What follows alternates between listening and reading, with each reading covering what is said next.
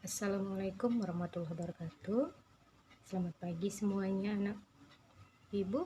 Nah, di sini kita akan lanjut pokok bahasan kita tentang minyak bumi dan gas alam.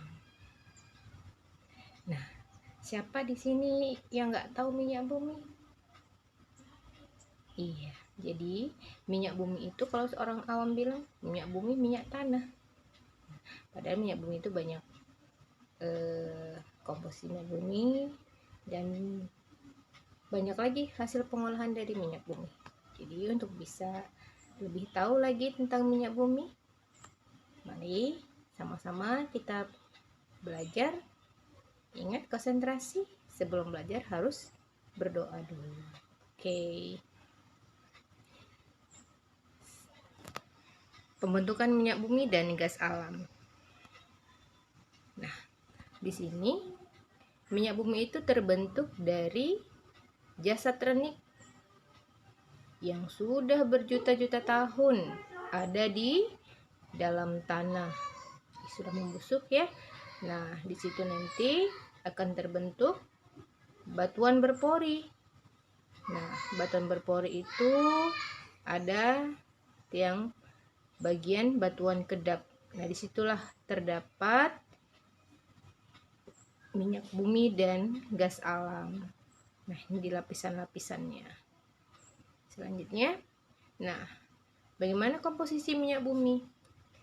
Nah, secara umum, komponen dari minyak bumi terdiri atas 5 unsur kimia, yaitu ada 83-87% karbon, 10-14% hidrogen, 0,05-6% belerang, 0,05-1,5% oksigen, 0,1-2% nitrogen, dan kurang dari 0,1% unsur-unsur logam. Nah, di sini komposisi senyawa hidrokarbon dalam minyak bumi itu ada naften, parafin, aromatik, aspalten. Nah, berdasarkan komponen terbanyak minyak bumi dibedakan menjadi 3 golongan, yaitu parafin, naftalen, dan campuran antara parafin dan naftalen. Nah, pengolahan minyak bumi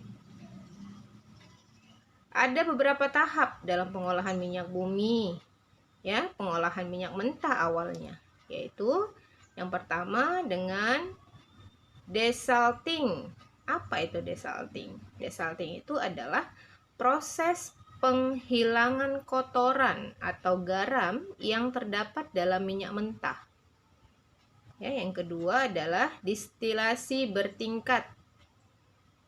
Distilasi adalah proses pemisahan komponen-komponen minyak mentah berdasarkan perbedaan titik didih. Nah, di sini nantilah akan terdapat atau diperoleh beberapa fraksi-fraksi dari pengolahan minyak bumi.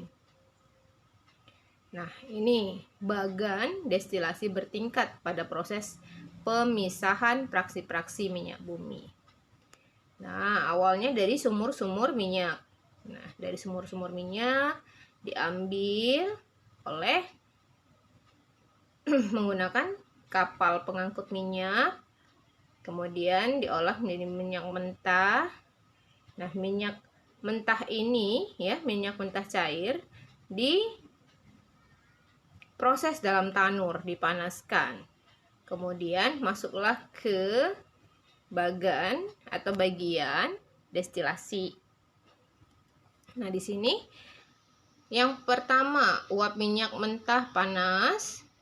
Itu yang pertama kali keluar adalah berupa gas. Kamu tahu kan gas itu mudah menguap. Nah, awalnya gas, yaitu pada suhu negatif 160 sampai negatif 40 derajat Celcius. Itulah gas yang kita peroleh.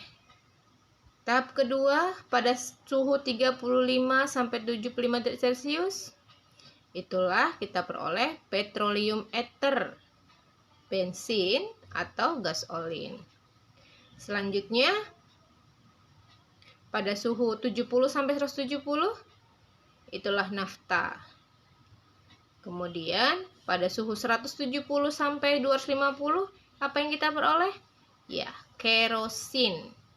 Selanjutnya adalah pada suhu 250 sampai 340 derajat Celcius, kita peroleh solar. Pemanasan berikutnya sampai suhu 350 sampai 500 derajat Celcius, diperolehlah oli, kemudian parafin. Dan yang terakhir, yang paling akhir adalah residu, ya. Residu itu biasanya